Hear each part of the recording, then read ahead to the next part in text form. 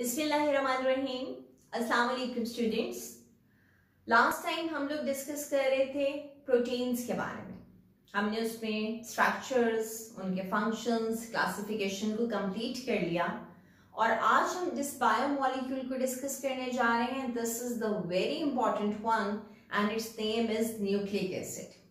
आज हम डिस्कस करेंगे कि न्यूक्लिक एसिड का बेसिक यूनिट क्या है, न्यूक्लिक एसिड की कौन सी दो टाइप्स हैं, जो बेसिक यूनिट है उसकी फॉर्मेशन कैसे होती है और किस तरह से बेसिक यूनिट की ज्वाइनिंग से न्यूक्लिक एसिड फॉर्म होता है। तो चलें स्टार्ट करते हैं इस टॉपिक को। बच्चों, जब हम न्यूक्लिक एसिड को डिस्कस करते हैं तो न्यूक्लिक एसिड का मतलब क्या है? These are the polymers of nucleotide. These are the polymers of nucleotide. So it means nucleotide is the basic unit of the nucleic acid. जैसे हमने प्रोटीन्स के अंदर बेसिक यूनिट पढ़ा एमिनो एसिड, कार्बोहाइड्रेट में हमने बेसिक यूनिट पढ़ा usually glucose, lipids के अंदर बेसिक यूनिट पढ़ा हमने फैटी एसिड्स, कोलेस्ट्रॉल।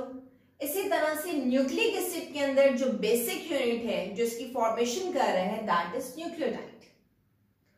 और अगर हम इसकी टाइप्स को डिस्कस करें, जिन्हें कि हम बार बार उनकी बात करेंगे, डिस्कस करेंगे, और अगर हम इनकी टाइप्स को डिस्कस करें तो वो कौन सी हैं? The one is DNA and the other one is RNA. तो डीएनए भी न्यूक्लियोटाइड से ही बना हुआ है और आरएनए भी न्यूक्लियोटाइड से बना है। कुछ थोड़ा सा डिफरेंस है, वो भी हम डिस्कस करेंगे। तो न्यूक्लिक एसिड की डिटेल पर जाने से पहले हम बात करते हैं साइंटिस्ट की वर्किंग की, उनका क्या कंट्रीब्यूशन था। तो सबसे पहले जिस साइंटिस्ट को हम डिस्कस कर रहे हैं उसका नाम है फ्रेडरिक मेशर, और इसने 1869 में पस सेल से, pus cell means dead white blood cells, उनके न्यूक्लियस से जो मटेरियल एक्सट्रैक्ट किया था, आइसोलेट किया था, उसने उसको नाम दिया था न्यूक्लिक एसिड का। उसको न्यूक्लिक एसिड इसलिए कहा गया कि उसको आइसोलेट कहां से किया था? पस सेल की न्यूक्लियस वाली जगह से। That is why this is known as the nucleic. और कुछ अरसे के बाद एक और साइंटिस्ट ने जब इसकी नेचर को चेक किया तो उसने बताया कि this is acidic in nature, that is why this component is known as nucleic acid. तो ये सबसे पहले तो इसको आइसोलेट किसने किया, डिस्कवर किसने किया? फ्रेडरिक मेशर ने। उसके काफी अरसे के बाद एक और साइंटिस्ट है पीए लेविन। इन्होंने क्या काम किया कि बेसिक स्ट्रक्चर बताया डीएनए का, जिसमें कि उन्होंने बेसिक कंपोनेंट को डिस्कस किया। और बेसिक यूनिट आपको पता है क्या है? न्यूक्लियोटाइड। तो न्यूक्लियोटाइड का जो स्ट्रक्चर था वो किसने डिस्कस किया? पीए लेविन ने। फिर हम जो बात करें जो साइंटिस्ट की, वो साइंटिस्ट है एरविन शारगाफ। एरविन शारगाफ ने डिफरेंट टाइप के डेटा से ये बताया कि जो डिफरेंट नाइट्रोजनस बेसिस होती हैं न्यूक्लिक एसिड के अंदर या डीएनए के अंदर, उसके अंदर जो रेशियो है उसमें कुछ सिमिलैरिटी होती है, और उनके मुताबिक हमेशा एडेनिन और थायमिन का रेशियो सेम होगा और ग्वानिन और साइटोसिन का रेशियो सेम होगा। फिर हम चलते हैं कुछ और साइंटिस्ट की तरफ, जैसे कि अगर हम डिस्कस करें मॉरिस विल्कन एंड रोजालिंड फ्रैंकलिन को। इन दोनों साइंटिस्ट ने एक्सरे डिफ्रैक्शन के थ्रू डीएनए के बारे में बताया, और इन्होंने अपनी रिपोर्ट में बताया था कि DNA is double helical structure. इन्हीं की वर्किंग की बेस पर दो और साइंटिस्ट ने वर्क किया। The one is Watson and the other one is Crick. इन्होंने अपना एक मॉडल प्रपोज किया, उस मॉडल का नाम था स्केल मॉडल ऑफ डीएनए, जिसे कि हम नॉर्मल लैंग्वेज में जानते हैं DNA double helical model of DNA या डीएनए डबल हेलिकल स्ट्रक्चर। तो क्लास, अब जब हम डिस्कस करने जा रहे हैं न्यूक्लियोटाइड को, which is the basic unit of nucleic acid, तो जान लें कि न्यूक्लियोटाइड खुद बना हुआ है तीन कंपोनेंट से। वो तीन कंपोनेंट्स कौन से? Number one, pentose sugar. आपको आइडिया है कि पेंटोज शुगर का मतलब क्या होगा? 5 कार्बन शुगर। सेकेंड कंपोनेंट है nitrogenous bases, nitrogen containing basis, and the third one is the phosphoric acid, जो कि फॉस्फेट प्रोवाइड करते हैं। अब हम इन्हें वन बाय वन डिस्कस करते हैं। बच्चों, पेंटोज शुगर या 5 कार्बन शुगर, इससे पहले हम कार्बोहाइड्रेट वाले टॉपिक में पढ़ चुके हैं। आपको याद होगा हमने डिस्कस किया था राइबोज को। तो अगर पेंटोज शुगर में हम राइबोज को डिस्कस कर रहे हो तो राइबोज हमें किस केस पे मिलता है, कौन से वाले न्यूक्लिक एसिड में, आरएनए के केस में। और अगर हम डीऑक्सीराइबोज की बात करें तो ये आपको कौन सी न्यूक्लिक एसिड में मिलेगी, डीएनए में। यानी कि अगर डीएनए का न्यूक्लियोटाइड होगा तो उसमें होगा डीऑक्सीराइबोज, अगर आरएनए का न्यूक्लियोटाइड होगा तो उसमें क्या होगी, राइबोज। डीऑक्सीराइबोज में फर्क क्या है क्लास, आपने नोटिस करना है डीऑक्सीराइबोज में और राइबोज में फर्क सिर्फ कार्बन नंबर 2 पर है। This is the carbon number 1 same, this is the carbon number 2, notice कीजिएगा क्या डिफरेंस है। This is carbon number 3, carbon number 4 and this is carbon number 5।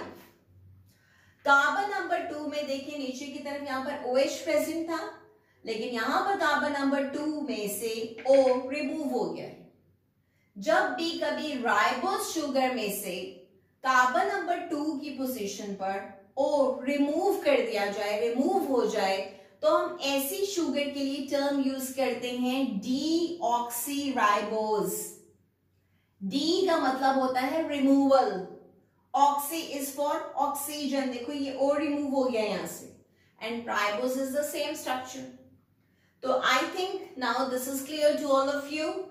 Nitrogenous bases की मेन 2 टाइप्स हैं, the one is purines and the other one is pyrimidines. Purines का नाम तो छोटा है लेकिन बेसिकली ये लार्ज बेसिस होती हैं। प्रिमिडिन्स का नाम बड़ा है लेकिन ये स्मॉल बेसिस होती हैं। हम प्योरीन्स को लार्ज बेसिस क्यों कहते हैं, उसकी रीजन ये, these are the double ring bases like this. हम प्रिमिडिन्स को स्मॉल बेसिस क्यों कहते हैं, because these are the single ring bases. और प्योरीन्स के अंदर जो बेसिस शामिल है उसमें शामिल है एडेनिन, ग्वानिन यानी A एंड G। और प्रिमिडिन के अंदर जो बेसिस शामिल है उसमें शामिल है साइटोसिन, थायमिन, यूरेसिल। साइटोसिन और थायमिन ये दोनों तो आपको नजर आएंगे किसके केस के अंदर, they will be in the case of DNA. और अगर आरएनए का केस हुआ तो फिर आपको क्या मिलेगा, that will be the uracil, यानी थायमिन की जगह पर क्या आ जाएगा, यूरेसिल, वरना साइटोसिन तो रहेगा ही दोनों में। Clear.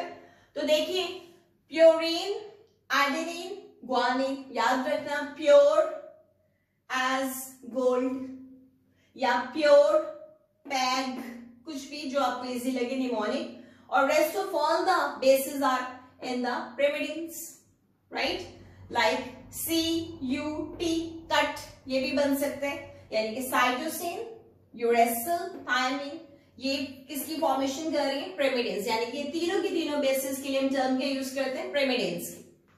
Now we are on the third component which is the phosphoric acid. Phosphoric acid that is the H3PO4. H3PO4 is the phosphoric acid. ये भी हेल्प करता है न्यूक्लियोटाइड की फॉर्मेशन में, और अभी हम न्यूक्लियोटाइड को जब फॉर्म करेंगे तो देखेंगे किस तरह से न्यूक्लियोटाइड की फॉर्मेशन कर रहा है। तो क्लास आपने याद रखना है कि जब हम न्यूक्लियोटाइड के स्ट्रक्चर को डिस्कस करते हैं तो it is composed of the 3 components, pentose sugar या 5 carbon sugar, nitrogenous bases and phosphoric acid. हमने उस पर डिफरेंस भी डिस्कस कर लिया। I think now this is clear to all of you. अब आपके सामने ये स्ट्रक्चर है, this is a typical nucleotide, here it is. यहाँ पे फोकस कीजिएगा, अभी हमने बनाया था इस स्ट्रक्चर को, शायद आपको याद आ रहा हो, this is the 5 carbon sugar, और अभी हमने डिस्कस किया था this 5 carbon sugar name is it ribose और डीऑक्सीराइबोज? आप जज कर सकते हैं, इज इट राइबोज और deoxyribose? Yes, this is the ribose, क्योंकि इसके कार्बन नंबर 2 पे O प्रेजेंट है, that is why this is ribose। अगर ये 2 कार्बन नंबर 2 पर ये ऑक्सीजन ना होता तो तब हम कहते हैं दिस इज डीऑक्सीराइबोज। आपने नोटिस ये करना है कि पेंटोज शुगर के कार्बन नंबर 1 पर अटैचमेंट किसकी है, नाइट्रोजनस बेस की। कार्बन नंबर 5 पर अटैचमेंट किसकी है, फॉस्फेट ग्रुप की। तो किसी भी टिपिकल न्यूक्लियोटाइड के अंदर पेंटोज शुगर के कार्बन नंबर 1 पर नाइट्रोजनस बेस, पेंटोज शुगर के कार्बन नंबर 5 पर फॉस्फेट ग्रुप अटैच्ड होता है, और हम इन 3 चीजों की कॉम्बिनेशन के लिए टर्म यूज करते हैं न्यूक्लियोटाइड, जैसे कि अभी हम डिस्कस कर रहे थे। तो देखो ये सारी चीजें वहां पर है ना, pentose sugar is there, nitrogenous base is there, phosphoric acid या phosphate group is there. So these three combine together to form the nucleotide. Now maybe this is in your mind कि ये बन कैसे रहे, इनकी ज्वाइनिंग कैसे हो रही, उसके लिए आप इस डायग्राम के ऊपर फोकस करें. देखिए ये तो है राइबोज का स्ट्रक्चर. इस राइबोज के स्ट्रक्चर के साथ जब नाइट्रोजनस बेस आकर ज्वाइन होगा तो देखिए यहाँ पर OH प्रेजेंट है अपर साइड पर, नाइट्रोजनस बेस का H, तो ये यहां से क्या हो जाएंगे, एलिमिनेट हो जाएंगे. एक वाटर मॉलिक्यूल रिलीज हो गया, this is the condensation reaction. जब ये वाटर मॉलिक्यूल यहां से रिलीज हो गया तो ये दोनों एक दूसरे के साथ ज्वाइन हो जाएंगे लाइक दिस. दूसरी तरफ देखें कार्बन नंबर 5 पर, here it is CH2OH and this is the phosphoric acid. अभी हम डिस्कस कर रहे थे ना कि फॉस्फोरिक एसिड H3PO4 है, so this is H3PO4, right. अब होगा क्या कि यहां से ये वाटर मॉलिक्यूल एलिमिनेट हो जाएगा. जब यहां से भी वाटर मॉलिक्यूल एलिमिनेट हो गया, now there is a bond between here this CH2O और ये यहां पर P के साथ बॉन्ड फॉर्म हो जाएगा. The bond will be the POC. Again there is a condensation reaction, ester bond formation हो रही है, वाटर मॉलिक्यूल रिलीज होगा. इट मीन्स कि जब एक न्यूक्लियोटाइड की फॉर्मेशन होती है तो एक न्यूक्लियोटाइड बनने के लिए कितने वाटर मॉलिक्यूल रिलीज हो रहे हैं, 2 water molecule. The one is from this side and other is from this side. ये 2 वाटर मॉलिक्यूल रिलीज होंगे तो एक कंप्लीट न्यूक्लियोटाइड की फॉर्मेशन होती है, जिसे कि हम यहां पर देख सकते हैं.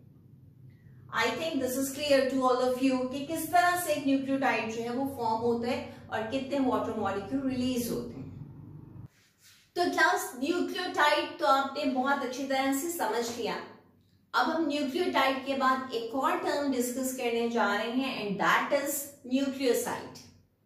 अब न्यूक्लियोटाइड और न्यूक्लियोसाइड में डिफरेंस क्या है? देखिए न्यूक्लियोटाइड की तो 3 कंपोनेंट्स है ना, pentose sugar, nitrogenous base and phosphoric acid. तो बच्चों अगर हम किसी भी न्यूक्लियोटाइड में से फॉस्फोरिक एसिड को रिमूव कर दें तो रिमेनिंग 2 कंपोनेंट्स फॉर्मेशन करते हैं न्यूक्लियोसाइड की. यानी इन दोनों के लिए हम टर्म क्या यूज करेंगे, that will be the nucleoside. Nucleoside is the combination of pentose sugar and nitrogenous base. Nucleotide minus phosphoric acid is the nucleoside, या यूं कह लो nucleoside plus phosphoric acid is the nucleotide. Clear? अब इस diagram में देखो, this is the nucleotide. इस nucleotide को अगर मुझे न्यूक्लियोसाइड में कन्वर्ट करना है तो मुझे क्या करना पड़ेगा, what should I remove from it? मुझे यहां से ये फॉस्फेट ग्रुप रिमूव करना. अगर मैं ये फॉस्फेट ग्रुप रिमूव कर दूं तो यहाँ पे 2 कंपोनेंट्स रह गए, the one is pentose sugar and the other one is nitrogenous base. इन दोनों के लिए हम टर्म के यूज करेंगे न्यूक्लियोसाइड. और अगर यहाँ पे फॉस्फेट ग्रुप लग जाए तो तब हम इसके लिए टर्म के यूज करेंगे nucleotide, right. So the combination of sugar plus nitrogenous base, this is known as the nucleoside. इसके लिए हम टर्म यूज करते हैं न्यूक्लियोसाइड की. और अगर हम इस न्यूक्लियोसाइड के साथ फॉस्फेट ग्रुप भी लगा दें तो तब ये फिर से क्या बन जाएगा, then it will be nucleotide.